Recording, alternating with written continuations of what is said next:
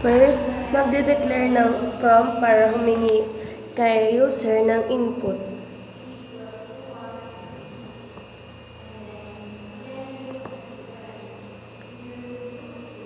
So, please enter the number of terms in the Fibonacci sequence.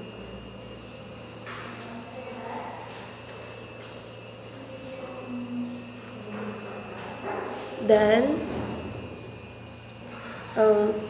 int n to convert integer at kapag in-entered ay mag-represent sa number of terms.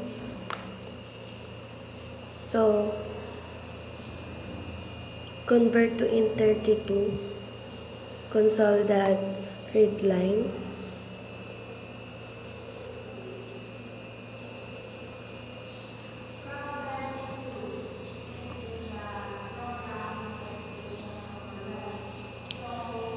Next, mag-initialize tayo ng variable which is num1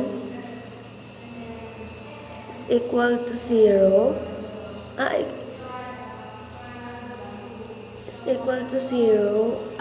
1, num2 is equal to 2. So, semicolon. So, after that, magpiprint tayo siya ng initial Fibonacci numbers, which is 1 and 0.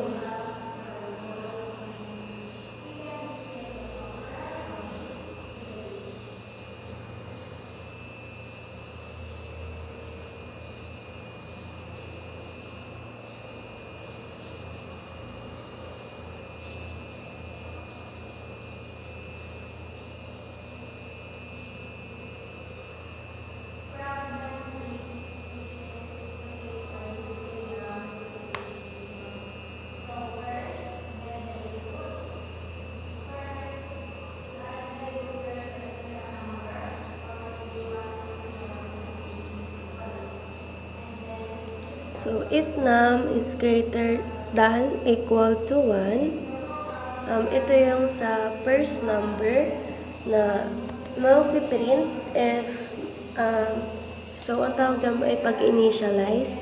So, console that write. So, num1 plus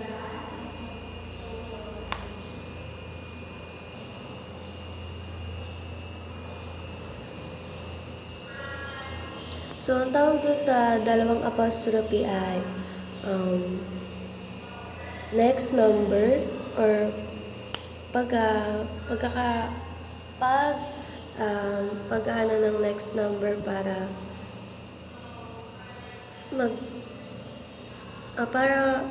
para doon magi-enter si user. So, yung num na ginaganon ay yung num1.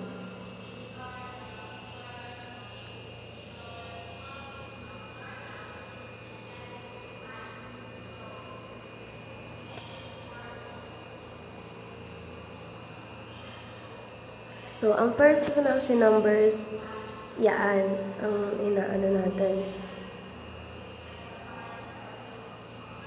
So, kinape and paste natin.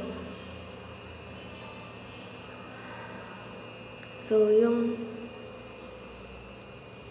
num, mapapalitan natin ng num2 para it represents to the second numbers of Fibonacci, which is always 1. Then, after that, mag-generate tayo and print the rest of Fibonacci sequence.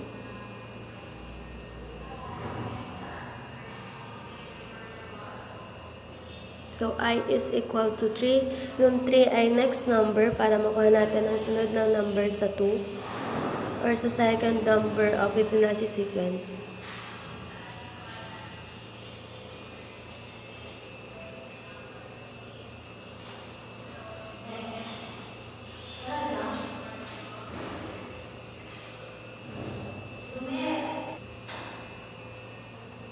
So, next, yan nga yung sinasabi ko kanina na for the next number of para mag-print yung next number kapag in-add natin yung num1 and num2.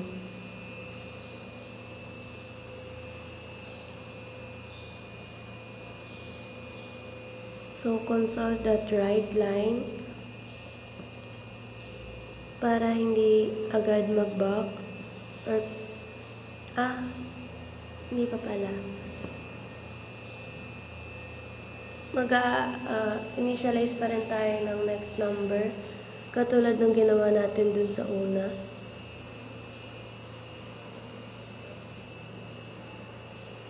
So, ito yung process na mangyayari. Num1 is equal to num2, then num2 is equal to the next. Yung next ay precedent sa kasunod nga ng number 2 kapag pinag-add natin yung num1 and num2.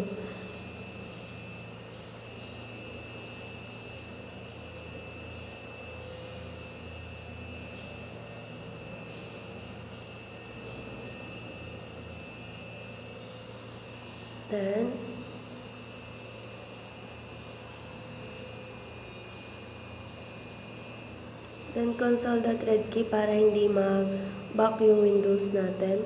So, this process ay magko-continue hanggang sa mag-printed ng numbers of terms in Fibonacci sequence. So, may error. So, ang error natin ay yung nasa taas, which is nagdoble yung ating open and close parenthesis and semicolon. So, i-run ulit natin.